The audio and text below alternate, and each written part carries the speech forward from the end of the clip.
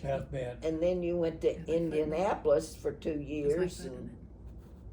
Then you went to Indianapolis for 2 years? Marion told me, said, Mary was my brother. Mm-hmm. said that I've got 200 houses in Indianapolis. It has to be done in 2 years, Mm-hmm. and you're going to have to go do them.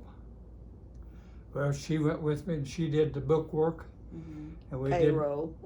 did, and we did the houses and finished them in 2 years.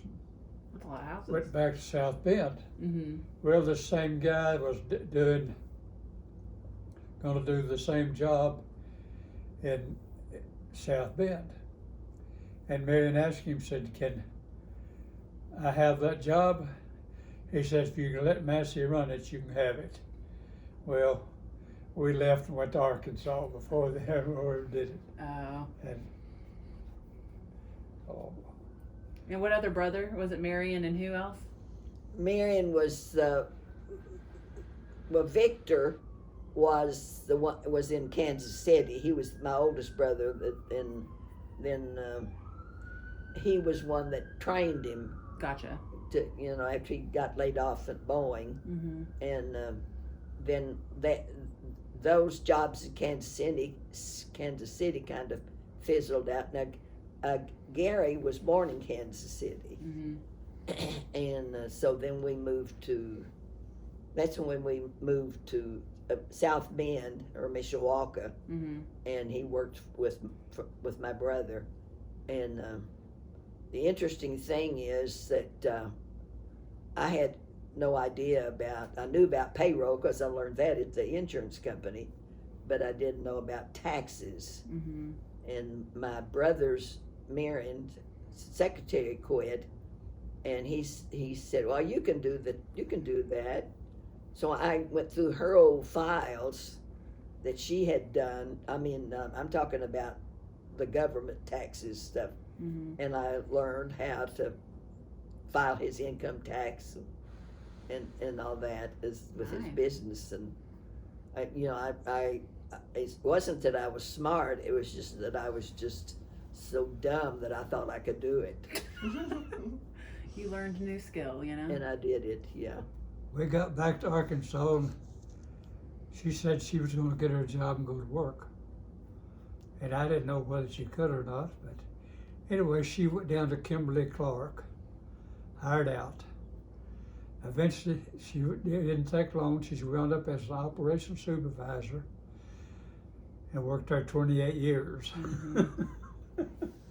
You got that job and just Well, excelled. yeah, I really had a good, I wanted them to contact where I worked in Indiana, and because I knew I would get a good, and review reference or whatever. oh yeah, because of the little guy that I was working for.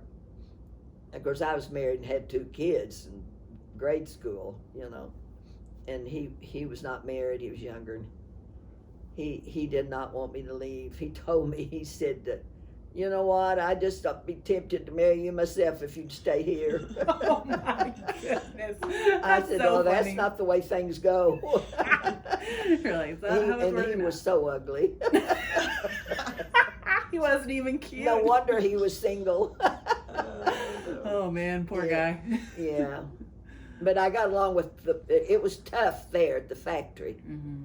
I mean, I had never been exposed to people like that, Mm-hmm. and it was rough. One girl that and she was a little bit older than me, not much. I was put in front of her on this conveyor belt, and when we first started, she looked at me and she says, "Now I don't like you, and you won't like me." Said, "We're just working together." And I thought, that's it. She one night she saw a guy that worked there, had his truck sitting out, and he had stolen some tools.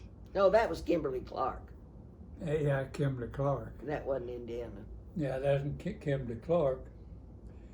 And she turned him in.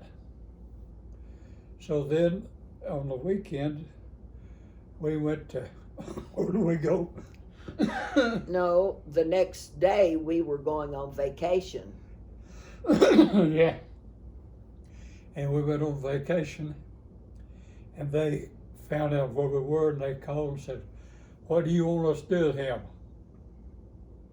She said, "Fire him." So they fired If he him stole, for that, right?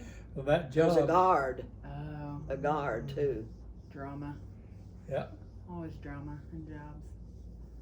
And what were you saying about that girl who was mean? She's like, I'm not gonna like you, you're not gonna like me, and then. Oh,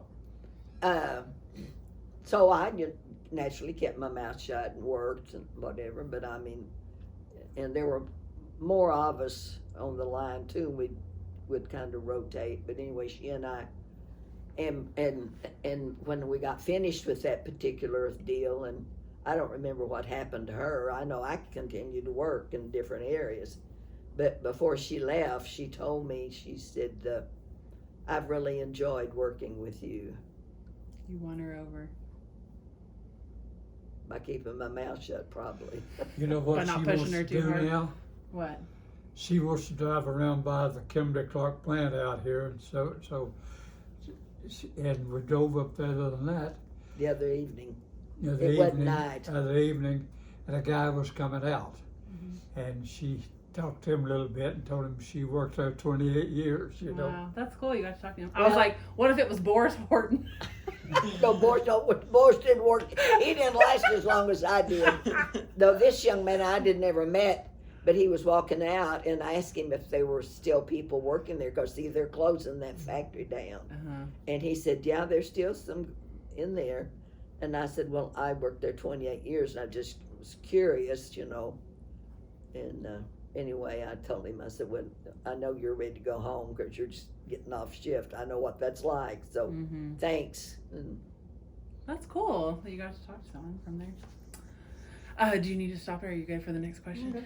Okay, so the next question is, do you have any favorite Bible verses or hymns or a song? It doesn't have to be a Christian song, but anything that comes to mind? That might be one you kind of have to think about for a second.